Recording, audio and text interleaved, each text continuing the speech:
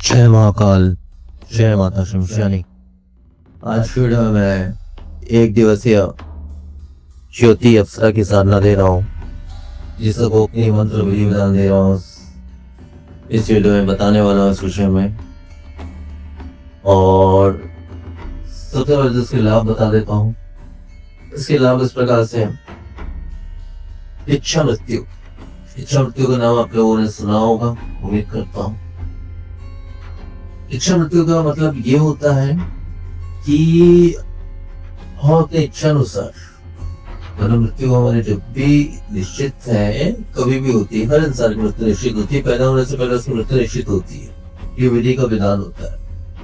परंतु इच्छा मृत्यु जो होती है, उसमें जो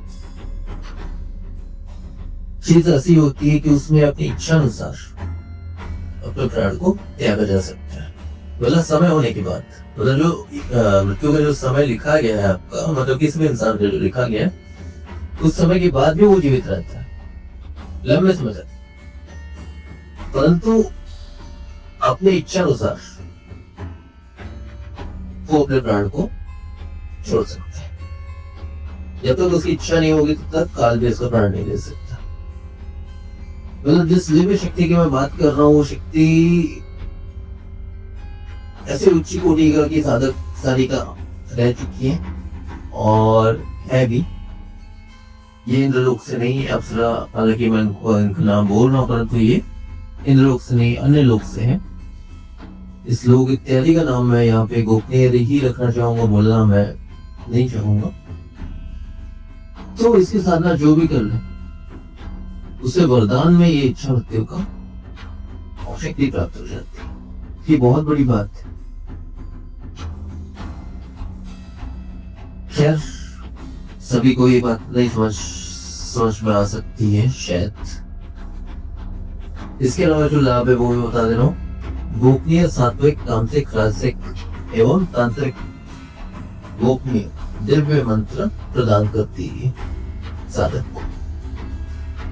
हालांकि मैंने भी बहुत से गोपनीय उच्च कोटि के मंत्र प्रदान किए हैं अपने वीडियोस में, हर जगह, अपने चैनल पे, हर जगह, परंतु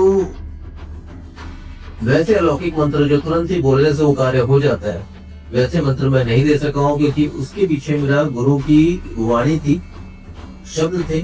जो मंत्र या जो चीजें उन्होंने मुझे देने के लिए कहा था, वो मैंने अवश्य दिया है, लेकिन जो चीजों को उन्होंने वर्जित किया था, वो चीजें मैंने नहीं दे पाया हूँ, क्योंकि वो गुरु की आज्ञा थी और है। वो भले गुरु नहीं है, लेकिन उनकी आज्ञा सदैव मिलती है। तो ये शक्ति वो चीज को भी प्रदान करती है, जिससे बहुत सारी चीजें, मतलब तांत्रिक मंत्र का मतलब ये होता है, मतलब हर चीज आप कर पाएंगे। सात्विक, राजसिक, तामसिक, मतलब हर तरह की अच्छी बुरी हर तरह की चीजें आप कर सकते हैं। इसके अलावा जो लाभ है, दिव्य आत्माओं को अपने वश में करने की अलौकिक शक्तियां प्राप्त हो जाती है। अलौकिक मंत्र, अलौकिक शक्तियां प्राप्त हो जाती है, जिससे आप दिव्य आत्माओं को अपने वश में कर सकते हैं। और दिव्य आत्माओं का मतलब ये होता है, जैसे कोई ऋषि या बहुत बड़े संत का अंत हो जाता है, उसकी भी आत्मा एक समय तक, या अगर उसके पाप रह गए जो भी है, तो लंबे समय तक भी इस संसार में रह जाती है, इस मृत्यु लोक में रह जाती है। जैसे दिव्य आत्माओं को वैसे तो वश में तो नहीं करना चाहिए, परंतु इतना है कि पलवर में वश में करके, मतलब पलवर के लिए अपने से जोड़कर उसी गुप्त ज्ञान आप प्राप्त कर सकते हैं। वो ज्ञान बहुत ही अलौकिक, बहुत ही गोपनीय, बहुत ही उच्च कोटि का होता है। मैंने भी ऐसा ही कुछ ज्ञान प्राप्त किया है, परंतु ये आप सभी कर सकते हैं इस साधना से। इसके अलावा जो लाभ है, लंबी उम्र। इस साधना को जो भी साधक या साधिका साधना को संपन्न कर लेता है, पूर्ण कर लेता है, उसे लंबी उम्र की प्राप्ति हो जाती है। इसके अलावा जो लाभ है, साधक या साधिका जो भी इस साधना को सिद्ध कर लेता है, उसकी हर एक प्रकार की बीमारी नष्ट हो जाती है। बीमारी तो नष्ट हो ही जाती है, साथ में आर्थिक जो बाधाएं हैं मतलब आर्थिक बाधाओं का मतलब यही नहीं होता कि मतलब धन से रिलेटेड, ऐसा नहीं है। मतलब आर्थिक मतलब कोई समस्या है आपको किसी प्रकार की, शत्रु बाधा है, तंत्र बाधा है, जितने भी प्रकार की बाधाएं हैं वो सारी बाधाएं नष्ट हो जाती है इस शक्ति के पास। क्योंकि इसे मामूली अप्सरा मत समझिए, ये एक साधिका है तो छोटी की अप्सराओं में एक आती है, गोपनीय में आती है। तो इसे जो भी सिद्ध कर लेता है, साधना का प्रभाव उसे कुछ हद तक 5% भी अगर किसी को मिल जाए या 2% में मिल जाए तो उसका इतना लाभ अवश्य प्राप्त होता ही होता है। इसके अलावा जो लाभ होता है, वर्तमान और भविष्य की को देखने की क्षमता एवं उसे बदलने की शक्ति भी प्राप्त होती है। मतलब वर्तमान और भविष्य को आप देख भी सकते हैं, किसी के भी, स्वयं के भी और किसी के भी, और उसे काफी हद तक आप बदल भी सकते हैं।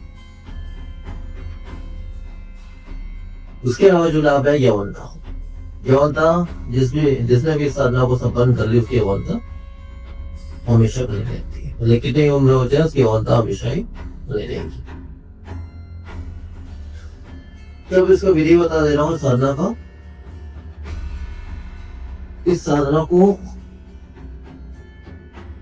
पूर्णिमा की रात करनी है। ठीक है, यहाँ पर मैंने एक दिवसीय साधना कही है, इसलिए पूर्णिमा की रात इस साधना को आपको करनी है। और रात्रि 11 बजे से साधना शुरू होगी, रात्रि 11 से 4 के बीच में साधना होगी। दक्षिण की दिशा होगी। दक्षिण की दिशा में लकड़ी की एक चौकी बिछा ले, उसके ऊपर सफेद रंग का एक आसन या नया वस्त्र बिछा ले, उसके ऊपर में पान के कुछ पत्ते आपको रखने हैं। उसके ऊपर में एक मुट्ठी नारियल आपको स्थापना मतलब रखना है। और नारियल के ऊपर में जो है जो आपने स्थापना कर दिया, एक तरह से रख दिया, एक तरह से शक्ति की स्थापना आप कर रहे हैं। ठीक है, नारियल रख दिया आपने।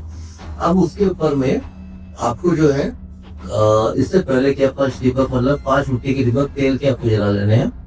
भोग में आप एक पान का पत्ता और उसमें 5 बताशे या मिश्री, 5 मिश्री आप रखते हैं, ये उनका भोग होगा। ये कर ले आप, इतना आपने कर लिया।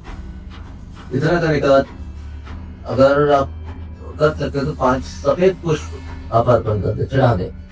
ठीक है, इतना करने के पश्चात जो है थोड़ी सी आपको जो है चावल लेनी है। हाँ, चावल लेनी है और उसमें जो है सफेद चंदन घिसने वाला जो चंदन होता है, गोरा चंदन सफेद रंग का, उसको थोड़ा सा मिक्स कर लें और उसमें थोड़ा सा एक चुटकी सिंदूर मिला लें। अब उस सिंदूर चावल को आपको मंत्र पढ़ते हुए 7 बार, 7 से 11 बार आपको मूल मंत्र पढ़ते हुए उसके ऊपर एक चुटकी बस छोड़ना है, दाहिने हाथ से एक चुटकी आपको छोड़ना है। जिससे शक्ति की स्थापना हो जाएगी। पंच दीपक आपने पहले लगा लिया, शक्ति की पूर्ण स्थापना हो गई। अब जो है शरीर बंधन कर ले ज्यादा से ज्यादा। और जो मूल मंत्र है, शक्ति का जो मूल मंत्र है, सफेद स्फटिक माला से उस मंत्र का 7 माला आपको पाठ करना है। जो जितना संपूर्ण विधान है और 7 माला जो आप पाठ करेंगे तो सफेद स्फटिक की माला से ही होनी चाहिए, किसी अन्य माला से नहीं चलेगी। सफेद स्फटिक की माला से ही 7 माला मूल मंत्र का पाठ करना है। और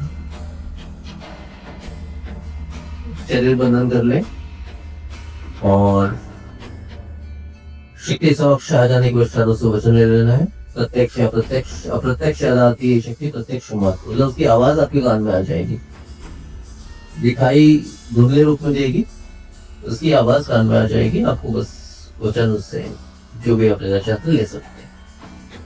शक्ति आपसे जुड़ जाएगी, उसकी कृपा आप पे बन जाएगी। इतना ही करना है। साधना पूर्ण हो जाने के पश्चात बची हुई सामग्री को जल में विसर्जित करते हैं। और जब भी मूल मंत्र को आप पढ़ेंगे तो शक्ति आपसे कनेक्ट हो जाएगी, जुड़ जाएगी। और मूल मंत्र जो है गोपनीय होने की वजह से यहाँ पे नहीं किया जा रहा है। इसे कोई भी साधक या साधिका जो भी साधना वो करना चाहते हैं वो संपर्क करके हमसे नाम गोत्र के माध्यम से ले सकते हैं इस मंत्र को। और किसी को अगर गोत्र नहीं भी पता है उसका भी एक रास्ता है, मार्ग है, उस मार्ग से उसे मंत्र अर्पण हो सकता है।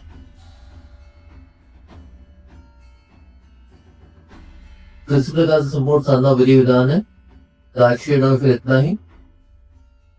जय महाकाल, जय माता शमशानी।